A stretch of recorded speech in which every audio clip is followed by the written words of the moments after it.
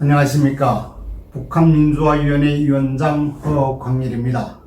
오늘은 통일부가 탈북민 단체들에 대한 전방위적인 탄압을 강행하고 있는 데 대하여 우리 북한민주화위원회의 입장을 정리해 보았습니다.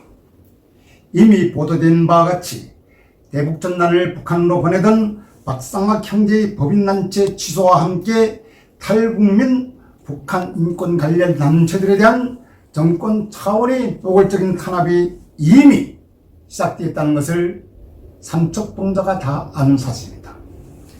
정부 예산이나 보조금 지원은 한 푼도 없이 방치해 오다가 13개 탈북단체를 비롯한 25개 비영리 민간단체들에 대한 등록 요건 유지 여부 점검을 하겠다며 아닌 밤중에 홍두깨라는 격으로 난리를 피우고 있는 것이 다름 아닌 문재인 정권의 통일부입니다. 더더욱 과단인 것은 비정상적인 탈북민 단체에 대한 탄압이 국내에는 물론 유엔을 비롯한 국제사회로 급속히 확산되자 통일부는 급기야 전수 조사 대상 25개 단체에서 63개로 확대해 물타기를 하고 있는 실정입니다. 그렇다면 문재인 정권의 통일부에 묻습니다.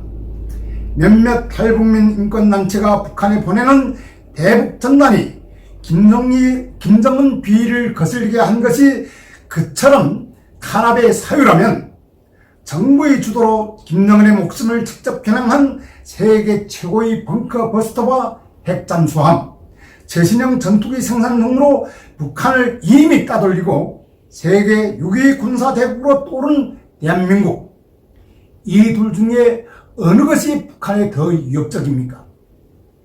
그런데도 북한 김정은을 비롯한 북한 지도부는 지들 목숨을 직접 겨냥한 세계 최고 수준의 한국산 신형 무기에 대해서는 단 한마디도 없습니다. 이는 모종의 결탁이나 압력이 없이는 불가능하다는 소리입니다. 한마디로 북한이 핵과 남한의 신형 군사무기를 접목해 미군을 한반도에서 내쫓고 우리 민족끼리 한반도에 사회주의 독재 체제를 완성하려는 건 아닌지 의심해보지 않을 수 없는 대목입니다. 이번에 문재인 정권의 사회적 약자인 탈북민들이 다시는 과거와 같은 노예 운명을 되풀이하지 않기 위해 북한 주민들의 가장 기본적인 권리 중 하나인 알 권리를 위해서 북한 주민들에게 보내는 정보 유입이 지금과 같은 탄압의 대상이 된다면 이는 철저한 인권 탄압에 해당됩니다.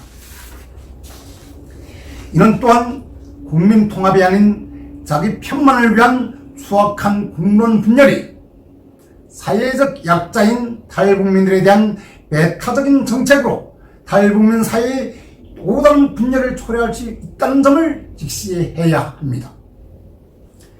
인권 변호사 출신 문재인이 집권한 작금의 대한민국 현실은 인권이 철저히 보장된 자유민주주의 체제가 아닌 사회주의 독재의 인권의 애플을 씌워온 위선적인 사회비 정권에 불과하다는 것을 반증해 줍니다.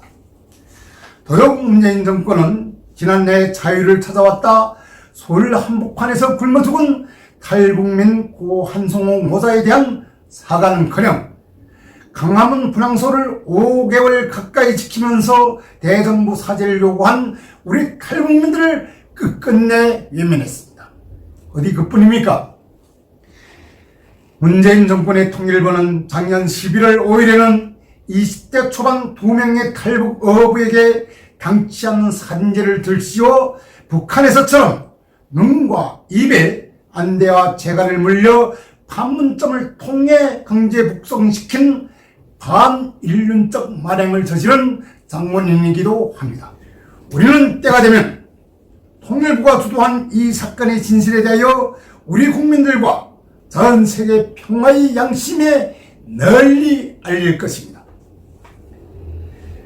그러나 분명한 것은 아무리 북한함의 집권 세력이 한반도에 저들만의 사회주의 독재를 완성하려고 해도 국민의 의사를 거스르고 인민을 탄압하는 세력은 절대로 오래가지 못하며 반드시 준엄한 심판으로 비참한 운명을 만난 것을 똑바로 알아야 합니다.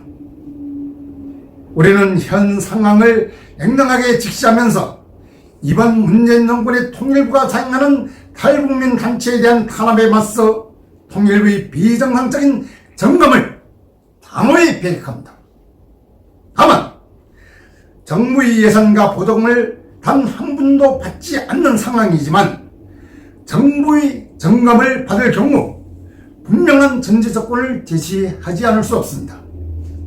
우리는 천문학적 국민 혈세를 탕진한 윤미향의 정년에 대한 철저한 조사가 선행돼 우열이 명확히 가려진 다음 당당하고도 철저한 점검에 임하겠습니다. 이것이 북한민주화위원회의 명백하고도 단호한 입장임을 전명합니다. 감사합니다.